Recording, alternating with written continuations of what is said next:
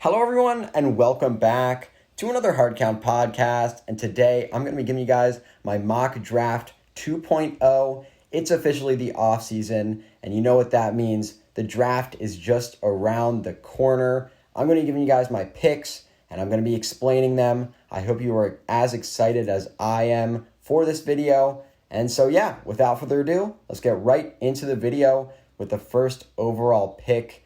And do I even need to explain this one? It is Trevor Lawrence, quarterback out of Clemson, heading to the Jacksonville Jaguars. It's a no-brainer. Trevor Lawrence is one of the greatest quarterback prospects we have ever seen. He can help turn this Jaguars franchise around with Urban Meyer as their new head coach. He will be a very exciting player to watch for years to come. Trevor Lawrence, number 1 overall to the Jaguars. No surprise there. And then at number 2, what I don't think should be a surprise is Zach Wilson, quarterback, BYU, going to the New York Jets. And when I look at Zach Wilson, I think he is the quarterback 2 in this draft class. We look at what he brings to the table physically. You know, he has elite arm talent. He can really sling the ball with many different arm angles. He's got a great arm. He can throw off balance. He's got some quick twitch athleticism too. He's a pretty quick athlete. And he's also accurate, and I think that the Jets really do need to move on at the quarterback position. Zach Wilson is there. You got to take him. He's a guy that can come in, plug and play for the Jets, a guy that I think can have a lot of success year one because of how great of an understanding he has of the passing game. Really nice at moving between his reads, knowing when to escape the pocket. Got a really nice pocket presence, and I think that will translate well into a Jets offense that will need some time to grow, but I think Zach Wilson can be that guy for that offense, and he brings a lot to the table. So the Jets get a franchise quarterback here in Zach Wilson at number 2 overall. And then at number 3 overall, we have the Miami Dolphins taking Penn, offensive tackle out of Oregon. And I've gone back and forth. I think there's 3 different ways that I would like to see the Dolphins go here. First, I could see them going wide receiver, get a weapon for Tua, really get a guy that can separate, but I think we'll talk about this a little bit later. I think they can wait on that a little bit more. And then second, I could see them going quarterback as well. I talked about this in my other mock draft, my first mock draft, and I got a lot of heat for it, but I still think that that is a very legit possibility, and I would like the pick if the Dolphins did that. But the third option, which again, we're looking at him right now, Penn, offensive tackle. He is a rare talent. He's a plug-and-play guy that is going to be a Pro Bowl level tackle right away. And when we're looking at Tua is a guy that needs that protection. He needs time. He's not going to be able to create plays out of the pocket. But when you give him some time to move through his reads, that's when he can succeed. And that's not what the Dolphins were able to do last year. They didn't have that offensive line. They didn't have the pieces to do it. Penn, rock solid guy as your left tackle for the Miami Dolphins, would really give Tua a guy that can protect him and give him time in the pocket to make throws. And then number 4 overall, we're going Trey Lance, quarterback at a North Dakota State University. And I know what you're thinking. Probably 2 things, actually. The first being, what about Justin Fields? And, well, I think Trey Lance is a better quarterback prospect than Justin Fields is. And that's for 2 reasons. One, I think what he brings to the table physically is better than what Justin Fields does. Trey Lance has an absolute cannon of an arm, top 5 in the league the moment he steps into the NFL. That's the caliber of arm we're talking about here with Trey Lance. He's also a very mobile quarterback. And then secondly, he's a better decision maker than Justin Fields. Justin Fields made a lot of horrific decisions at Ohio State, and these decisions did not pop up with Trey Lance. Now, what about the second thing? And I think the second thing you're asking is, well, why would the Falcons need a quarterback, right? They have Matt Ryan. They're paying him a lot of money. Why would they pick Trey Lance? And my answer for that is we look at what is best for the Falcons, what is best for the future, and it is Trey Lance. Putting him on the bench, sitting him behind Matt Ryan for a couple of years, and letting him develop and learn. Trey Lance is raw, but as we talked about, has those elite physical tools. Learning behind someone like Matt Ryan would be very, very helpful for him.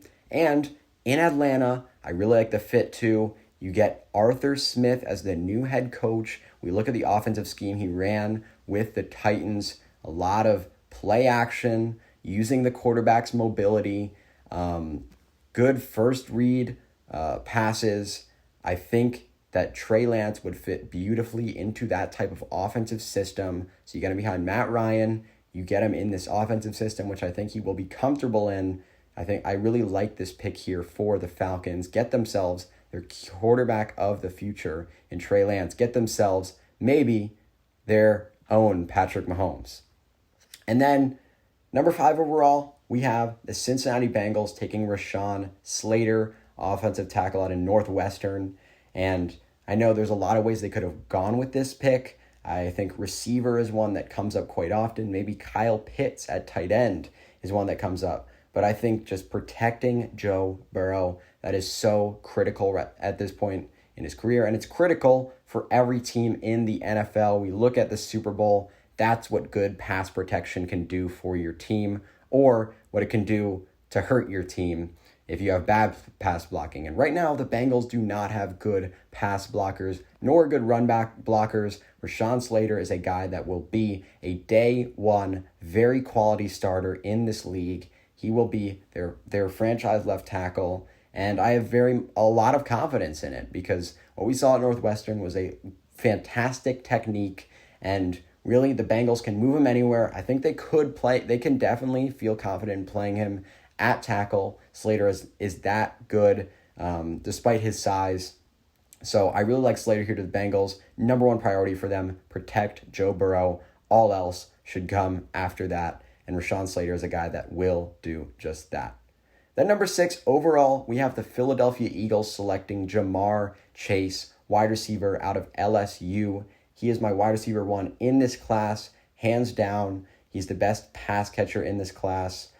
Chase just brings everything to the table, doesn't really have any major weaknesses when I look at his game. Very physical. I think that can translate to the NFL because of just how dominant he was as a sophomore in college against some of the best cornerbacks in college football. The Eagles really need receiver. Jalen Reagor has not been looking great. They need another pass catcher in that offense that can get open, a guy that can be physical like Ja'Marr Chase. I like this fit quite a bit. Get Jalen Hurts or Carson Wentz another weapon for the upcoming season. Maybe that can help turn this offense around.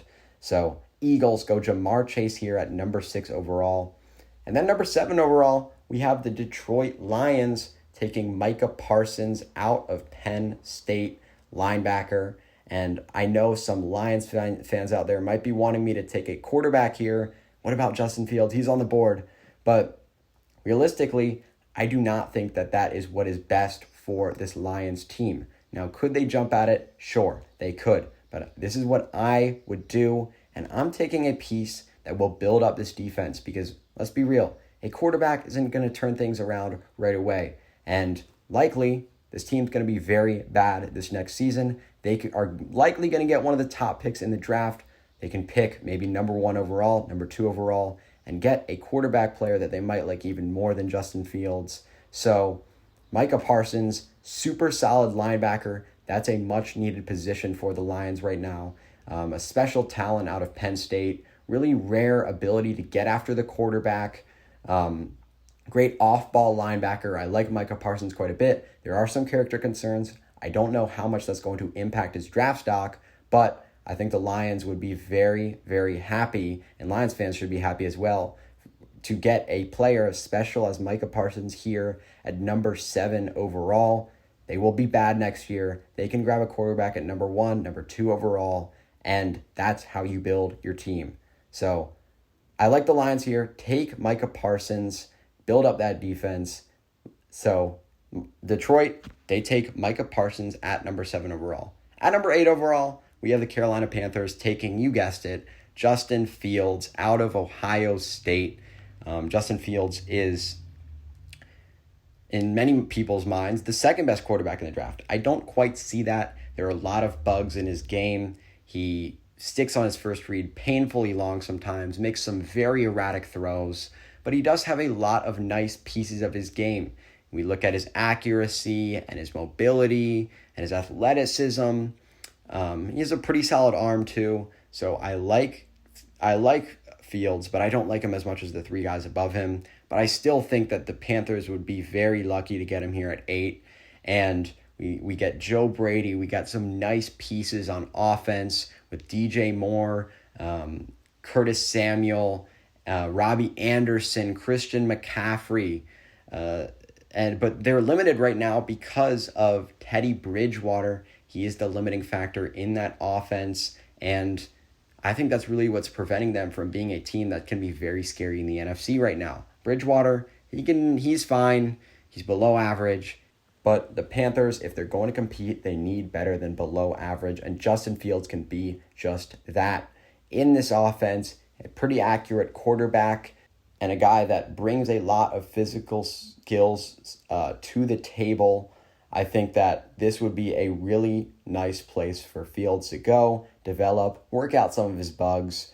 I'd be interested to see when exactly they would start him. Would it be day one? Would it be wait behind Teddy Bridgewater for a little bit? I'm not totally sure, but I think this would be a great spot for Justin Fields to land. And then at number 9 overall, we have the Denver Broncos selecting Caleb Farley, cornerback out of Virginia Tech. He's my cornerback 1 in this class. I know a lot of people think Patrick Surtain is, but Caleb Farley has a very nice blend of size and speed and technique that will carry over to the next level. And we look at most of the top guys in the league right now. There are some exceptions, Xavier Howard is one of them. But we see a nice combination of length and speed, good speed and physicality, and Farley brings all of that to the table. And we look at him in this Broncos defense that needs some help on the back end. He would bring it. He would be a guy that could start day one, be a very solid piece in that secondary, and make a big impact on this Broncos defense that desperately needs a guy back there that can be that shutdown number 1. And I think Caleb Farley fits that mold perfectly. And then number 10, the guy we just talked about, Patrick Surtain, going to the Dallas Cowboys. They are another team that desperately needs help in that secondary. Patrick Surtain is a guy that can do that. He can, help in that secondary like the Cowboys need him to. We reunite Trevon Diggs and Patrick Surtain, the cornerback duo at Alabama. And the reason I do have him below Farley is that he doesn't quite have the same athletic ability. He doesn't have the same long speed that Farley does, but he does have some very nice technique. He's comfortable in man and zone coverage. He played a lot of both in Alabama's defense. So Surtain, a pretty nice and safe corner, very good player, and I think it would definitely benefit this Cowboys secondary, which was absolutely abysmal last year. And then at number 11, we've got the New York Giants taking Kyle Pitts, and this is a treat for the Giants. If they get to get Kyle Pitts all the way down at number 11, they should be very, very happy with themselves. I tweeted out that Kyle Pitts would be a great pick for anyone not named the Jaguars at number 1 or the Jets at number 2. That is how good Kyle Pitts is. He's not just your average tight end. He makes plays all over the field. He is basically a receiver. And you notice I've drafted him above Jalen Waddle, Devonta Smith, Rashad Bateman, because in my opinion, Pitts is the second best pass catcher in this draft, arguably. I think he's right there with all those guys. He's basically wide receiver. He can also block. This would be a tremendous addition to this Giants offense. And I know you could have Jalen Waddle, you could have Devonta Smith, but Kyle Pitts is a receiver. He creates mismatches all over the field, and he is a very special player that I'd be very interested to see how they would use in this Giants offense. So I like Kyle Pitts here to the Giants. They get a very special player, a guy to play around with on offense. Kyle Pitts, Florida, to the Giants. Then number 12, we have the San Francisco 49ers taking J.C. Horn, cornerback out of South Carolina. And the 49ers, they really need some help on the back end. Richard Sherman will be gone soon. And I think that's maybe the biggest weakness of their team outside of quarterback. But I think Shanahan is happy with Jimmy Garoppolo, or at least it feels like they can succeed with Jimmy Garoppolo right now. Maybe they can go out and get a Deshaun Watson, or who knows. Maybe they trade up. But I think the biggest weakness on their team is that cornerback position. And J.C. Horn is a guy that they could plug in there, can be comfortable in man or zone coverage, which the 49ers run a decent amount of both of them. Very physical, which can be sometimes to his advantage, can be to his detriment. But regardless, a nice sticky man coverage guy, can also play in zone 2. J.C. Horn, out of South Carolina, he's my cornerback 3 in this class, and he fills a big need for the 49ers defense. Number 13 overall, we have the Chargers taking Jaylen Waddle, wide receiver out of Alabama. And hold up, wait. Why would they take a wide receiver? They already have Keenan Allen. They already have Mike Williams, right? They need offensive line. They need to help protect Justin Herbert. Well, when I'm looking at this draft class, I see Jaylen Waddle as a player that you aren't going to be able to get anywhere else in this class. You're not going to be able to find a guy with the same level of speed and physicality and route running. You're not finding that combination anywhere else in this draft. And Jaylen Waddle is a guy that will be very valuable to your team. But tackle, guard, this is a deep tackle class. This is a deep guard class. They have a pick in the second round. They can go grab a Jalen Mayfield. They can go grab a Dylan Radins. They can go grab a Tevin Jenkins in that second round. He won't be totally Christian Darrisaw, but he will be almost as good. You're not finding Jaylen Waddle later in this class. You add Jaylen Waddle to this receiver room, and all of a sudden you got one of the most dangerous receiver rooms in the entire league. Keenan Allen, a super shifty underneath guy. Jaylen Waddle's a guy the defense always has to worry about down the field. Mike Williams can go up and with contested catches. This would be a very, very scary offense. Jaylen Waddle brings to the table something that nobody else in this draft does to the same level, and speed being so valuable in today's NFL, this is a no-brainer pick for me. Best player available, a guy that will make a huge impact on that offense and really, really help out Justin Herbert with his development. And you go grab Dylan Radins, you go grab Tevin Jenkins or a guard, interior offensive lineman in the second round, and they can have almost the same impact as a Christian Darrisaw he would be taking at this point. And then at number 14, we have the Minnesota Vikings taking Gregory Rousseau, edge rusher out of Miami. Did not play this past year, but the Minnesota Vikings definitely need an edge rusher, and I think Gregory Rousseau could fill that role for them. He's my edge rusher 1 in this class. People have gotten a little bit low on him, in my opinion. The unique or the special combination of that length and physicality and strength and pretty good speed for a guy his size is something that I think it would be tough for the Vikings to pass up on, considering they really need some help on the edge, getting after the quarterback. It's so important in the NFL. And yes, Rousseau is a little bit raw, but remember, he was only a freshman when he was playing at Miami. He did not play this past season. He's young. He will have time to develop, and I like the character with this guy.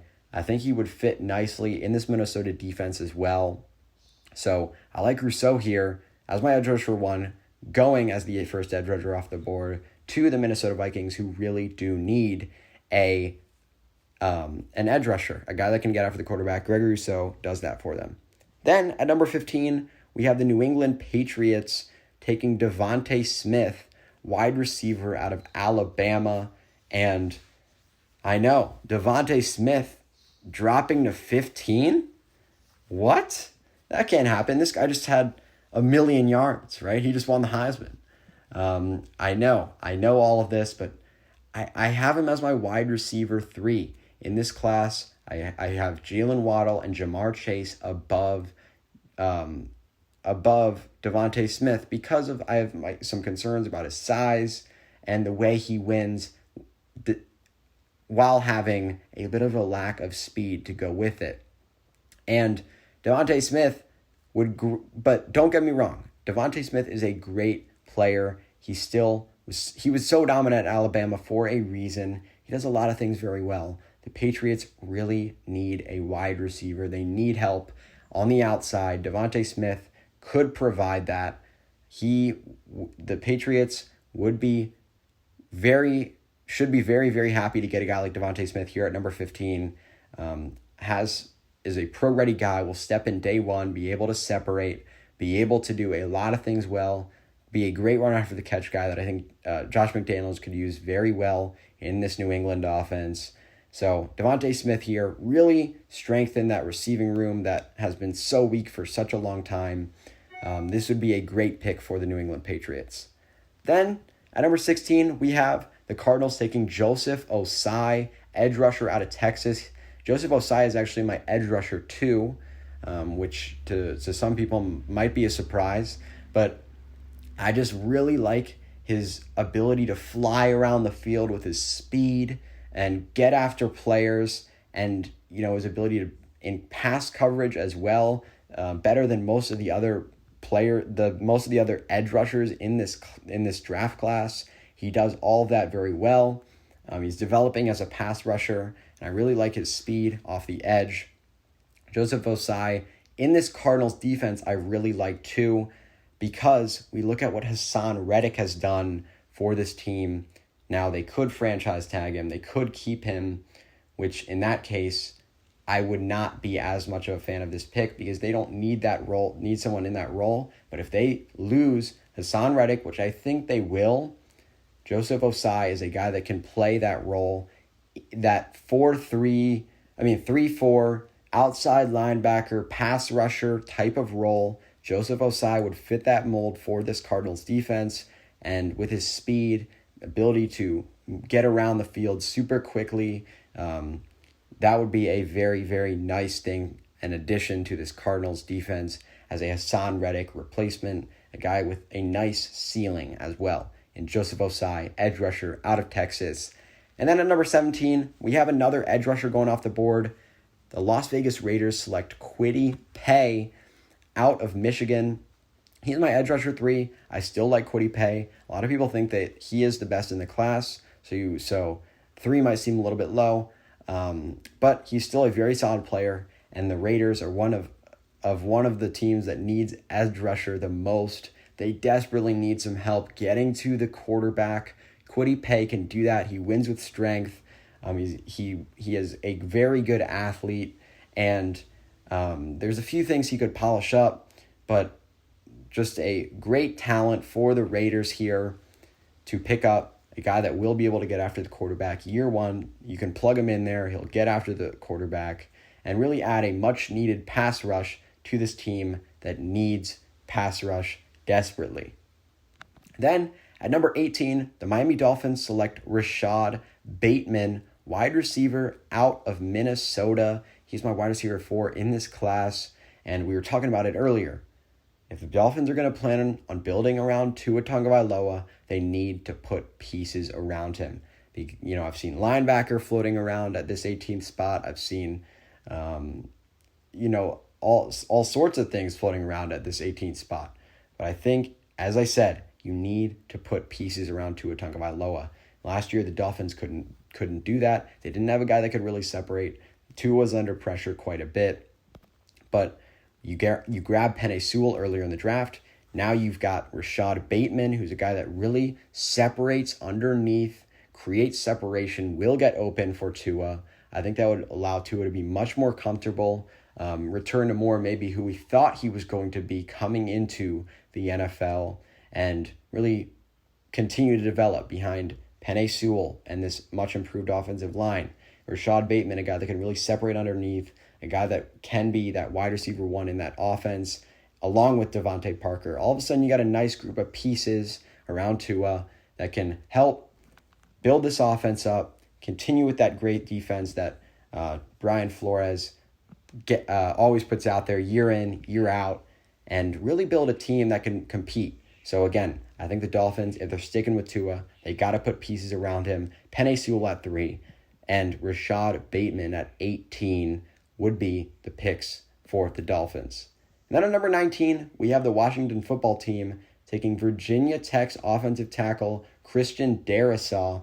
He is my offensive tackle 3 in this class behind Sewell and SLATER. I think he is a day one plug and play, very good offensive tackle, and Washington could definitely utilize that. I think this is a little bit of a tough spot for Washington because there's a lot of things they need, and they need a quarterback pretty bad. We don't know what their situation there is. They need really a lot of people at a lot of different positions. But I don't like Mac Jones here for them because I think Mac Jones is a guy that needs to be somewhere that he is comfortable, somewhere with weapons, somewhere with an offensive line. And I just don't think that the Washington football team right now is that for him. So I don't like Mac Jones. I don't think quarterback is an option here at number 19. And so where do you go? I think offensive tackle is the solution. Build up that O-line and go from there. The offensive line is so important. Christian Darrisaw is a great one, great offensive tackle. Pick him up. You get a very solid piece on your offensive line. I think that is the right pick for the Washington football team at number 19. Then at number 20, the Chicago Bears select Samuel COSMI, offensive tackle out of Texas. Now, a lot of the same things that I said about the Washington football team apply to the Bears. They need a quarterback. Mitch Trubisky, Nick Foles, probably not the answer. So draft Mac Jones, right? No. Mac Jones behind that terrible offensive line of the Bears without potentially Allen Robinson as that wide receiver 1, that would be an absolute disaster. Quarterback is not going to be solved here at number 20 for the Bears. So, again, the pick, Samuel COSMI, offensive tackle out of Texas. We mentioned it. The O-line is terrible. Offensive line is so important in the NFL. You got to build it up. Samuel COSMI, super high upside as a tackle prospect from Texas. Got the size, got the strength, got the athleticism. Still got a little bit of technical things to develop, but stick him on that Bears O-line. Get your guy, hopefully your franchise left tackle, and that will greatly improve the Bears, and I think that it will improve the Bears the most of any pick they could have made. Then at number 21, the Indianapolis Colts select Mac Jones, quarterback out of Alabama, and basically the Colts, what I have to say about the Colts is the opposite of what I have to say about the Bears and Washington, because I know I've said Mac Jones is not a first-round player before, but what I have said is that there are a few teams out there that could very much utilize what Mac Jones is. And Mac Jones is a high-ceiling, low-floor guy that you can stick in there year one, is going to be able to move through his reads, is going to be able to make all of the throws, and that's what he's going to be. So if you are a team that doesn't have a quarterback, that is talented, in a position to compete right now, with good pieces on offense, then you could very much use Mac Jones. And the Colts are one of those teams. They're in a position to compete right now. They have one of the best defenses in the NFL, one of the best O-lines in the NFL, some solid pieces on offense, Frank Reich as their head coach, and then they're going to throw Jacoby Brissett out there to be their quarterback. I don't like the way that sounds. I think that Mac Jones is a guy that would fit really nicely here for the Colts, could provide them with that quarterback that can get the job done. Now, he's not going to be Patrick Mahomes. He's not going to be Deshaun Watson ever, but for a team like the Colts, you're getting this quarterback on a rookie deal, a guy that will make the throws, make the things happen that need to happen. Mac Jones to the Colts. I like that pick for them quite a bit, and I think that would definitely improve their chances at a Super Bowl more than any other pick on the board right now. At number 22, the Titans take JAYLEN Phillips, edge rusher out of Miami. And JAYLEN Phillips, if we just look at his talent, he's a top 10, maybe top 6, 7 talent in the class. He would be edge rusher run 1 if it wasn't for his injury history, and 2, because he kind of came out of nowhere. He really had some very great play, but it was for a shorter amount of time and after a stretch of not so great play. But Jaylin Phillips, we look at the tools, we look at what he brings to the table on defense as an edge rusher. It is phenomenal, and the Titans, more than anyone in the league, arguably, need a pass rusher desperately. It shows up so much in every single game. It hurts the back end and helps the opposing offense. They need a pass rusher. Jaylin Phillips has very good upside. This would be a great pick for the Titans at number 22 with Jaylin Phillips. If he can stay healthy, which I think we will see, he will be a very impactful player for the Titans. Then at number 23, the New York Jets select Ifeatu Melifonwu, cornerback out of Syracuse. I know you're thinking to yourself, who? Well, you should look him up. You should watch him play. I really like Ifeatu Melifonwu this year in the draft. I think he's kind of going under the radar as a cornerback player because he can really move like a guy his size should not move at the cornerback position. He is 6'3", can just move so well around the field. He's got great hips to shadow opponents in man coverage. I really like his abilities just as a cornerback. He fits the mold of what a great cornerback should be in the league right now.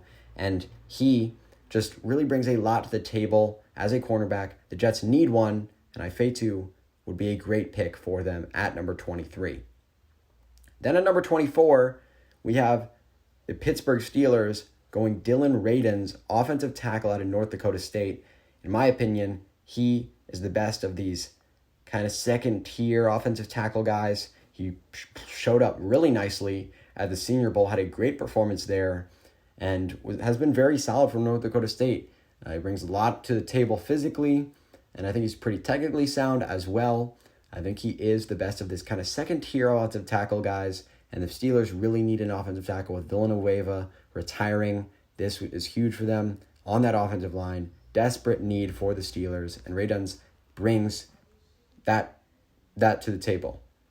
Then the Jaguars at number 25, Tevin Jenkins, offensive tackle, Oklahoma State.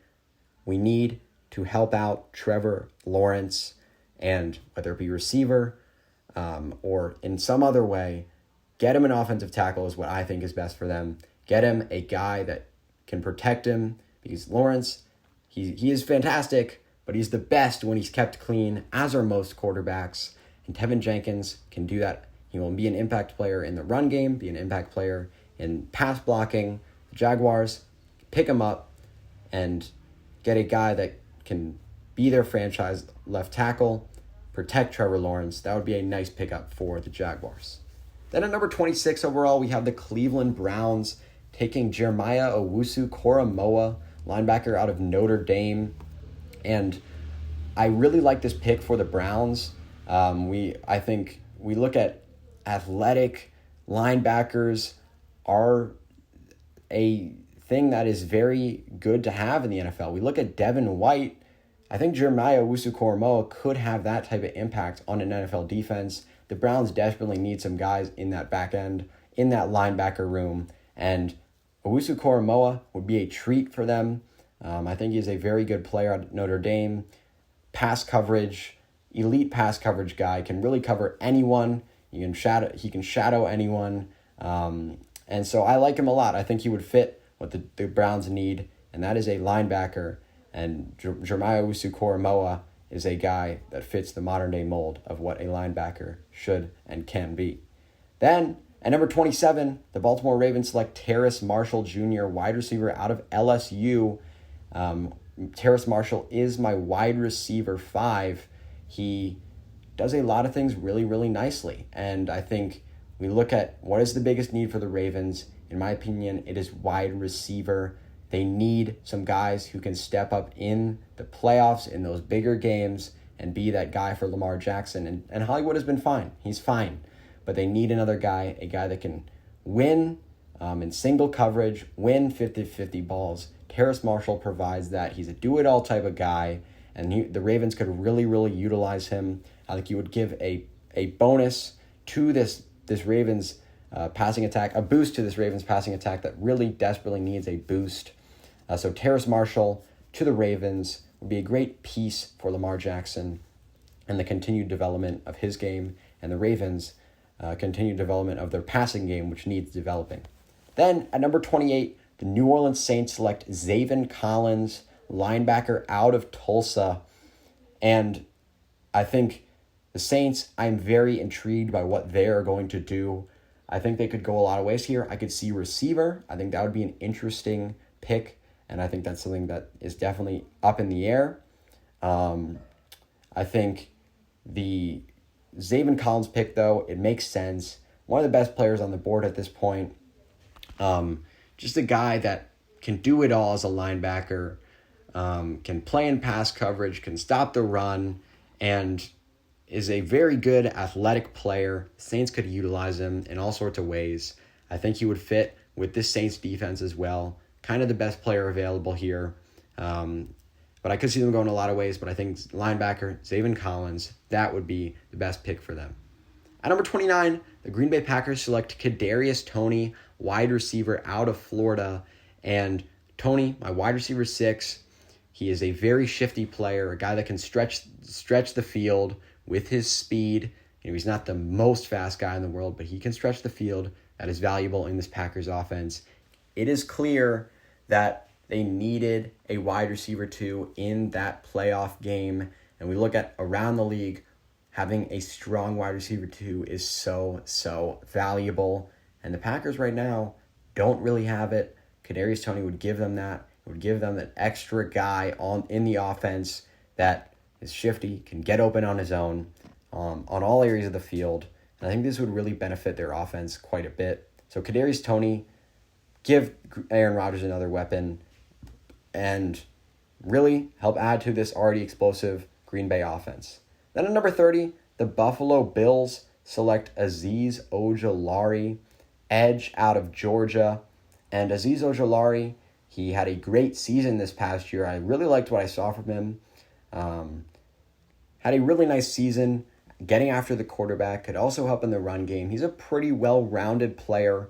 I would have liked to see a little bit more of it consistently through his college career, but he did a lot of really good things. I think I wouldn't be surprised if we saw him go higher than this because of what we saw in 2020. But the Bills, I think they could utilize a bunch of different things.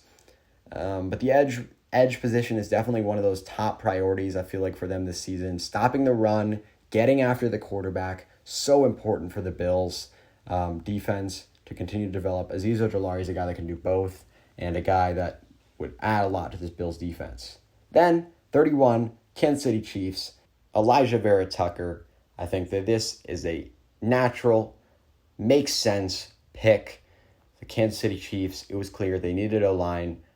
I mean, I know they were missing their guys, but Elijah Vera Tucker on the interior would provide a strength on that interior line that is much needed. You can never have too many great O-linemen. Elijah Vera Tucker definitely is my favorite interior offensive lineman in this class. Chiefs pick him up, get him in there, give Patrick Mahomes some extra protection. I think that would be very valuable for them. So Elijah Vera Tucker to the Chiefs. Then finally, at number 32, the Tampa Bay Buccaneers selected Jayson Oweh from Penn State, edge rusher. I think that this might be even a little bit low for him. I like Jayson Oweh. I think some team above them might fall in love with his traits. He is a freaky athlete, supreme speed, supreme athleticism, can get off the edge extremely quickly. Now, he doesn't have the most great technique at the moment. There's a lot of things that he could refine with his game, but I think we look at a team that doesn't have too many holes and a team that has developed rookies very, very well in the past few years. Tristan Wirfs, Antoine Winfield, just look at that. I think this would be a great pick. Jayson Oweh, edge rusher, would make this defense even scarier than it already is. All right, that was my mock draft 2.0. I hope you enjoyed the video. Let me know your thoughts down below. I would love to hear what you thought about my pick for your team. So yeah, until next time, peace.